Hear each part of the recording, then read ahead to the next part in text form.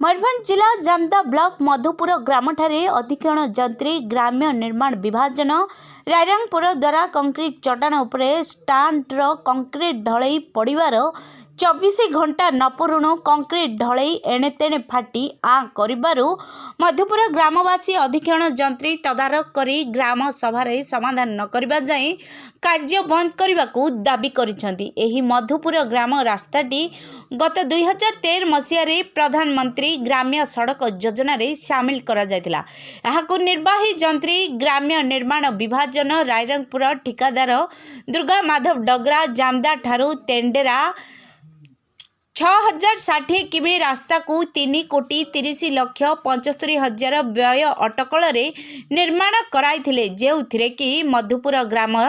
ढलई कार्य सामिल थिला। एहाकु 2018 मसीहा जाए रक्षणाबेक्षण कलापरे पुणी अधिक्षण जंत्री ग्राम्य निर्माण विभाजन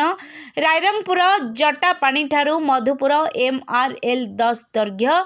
5420 किमी रास्ता को ठिकादार अनंत चरण खुंटिया 2,39,81,275 टंकार व्यय अटकल गत 2021 मसीहा सेप्टेम्बर मास 6 तारिख दिन कार्य आरंभ करी 2022 मसीहा जून 5 तारिख दिन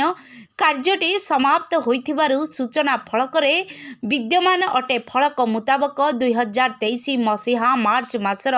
7 तारिख दिन पुराना ठिकादारंकर मजबूत कंक्रीट चट्टाण उपरे नूतन ठिकादारंक स्टांडर कंक्रीट ढलई पड़िबार 24 घंटा न पूरुणु कंक्रीट ढलई फाटी आ करिबारु ग्रामवासी माने अधिक्षण जंत्री आसी तदंत करबा पूर्वक ग्राम सभा डाकी त्रुटि संशोधन करबाकू ग्रामर माझी दिलीप मुर्मू जग माझी मंगल सोरेन देवेन मुर्मू रामजीत पांडी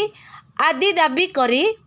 स्थानीय सरपंच मुजीब माझी घटनास्थल को परिदर्शन करी ग्रामवासी दाबी को यथार्थ बोली अभिहित करी समर्थन करी विजिलेंस तदंत पाई दाबी जणाइछन्ती। मो ना होची मुजीब कुमार माझी आम एटा तेनराजपी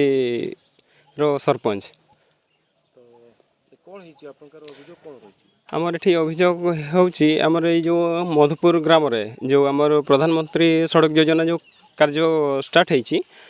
तो एटा आमर ग्रामवासी मानकर अभियोग होची जे आमर जो काम चलची तो कालठू जो स्टार्ट करथिले एठी आम ठिकादार तो काली कंक्रीट आरंभ होइथिला किंतु आज को फाट सृष्टि होइछि तो आमे आसिक जहाँ देखलु जे आज गत काली जो काम होइछि तो किछि जगह सेमति फाट सृष्टि होइछि तो आगरु तो सेमति किछि ना सेमति फाट सृष्टि होइछि काम तो एटा तो भल होउनी तो आमे चाहिबा जे ग्रामवासी तांकर हिसाब रे जहाँ मते अभियोग करथिले आ मु आसिक जहाँ देखली तो से मैंने सत ही कहते जे आउ देखिकी मु भी देखली जे सत ही एटा फाटी बोली तो काम तो भल होनी बोली मु भी आशा करुच्ची तो मु सरकार को यहाँ कहबी जे काम भल हो आउ मो पंचायत रे काम भल हो आउ ग्रामवासी जहाँ डिमांड रोचे कि काम भल यहाँ समस्त रास्ता आ समस्त ही चलवे तो से आम जो प्रधानमंत्री सड़क योजना जो कार्यटा भल भाव संपूर्ण हो बोली जेई तो सेमती आसी नांती केना जेबेठू कार्य स्टार्ट होइछि आमको किछि जोगाजोग करना कि आमको किछि अवगत भी करा होनी तो आमे आशा करबु जे आम संगे किछि संपर्क से माने रखंतु आ आमको भी किछि जणांतु को जगह रे को काम होउछि बोली। मो ना होछि भगवत प्रसाद मुर्मू मधुपुर ग्राम मुखिया। आमर अभियोग होमर एठे काम चलती आम जापारू ना तो प्रधानमंत्री सड़क योजना काम अच्छी मत भी कहीं जन ना तो आम सका आज देखलु जेटे काम चलती किंतु फाटी जाइए हाँ फाटी जाइए रास्ताटा सेमती तो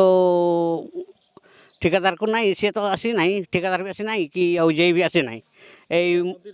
ना आसी ना से मुंशी आसी तो सेमती से मुंशीटा को रायरंगपुर श्यामलेन्दु परिडांक रिपोर्ट दिग्दर्शन न्यूज।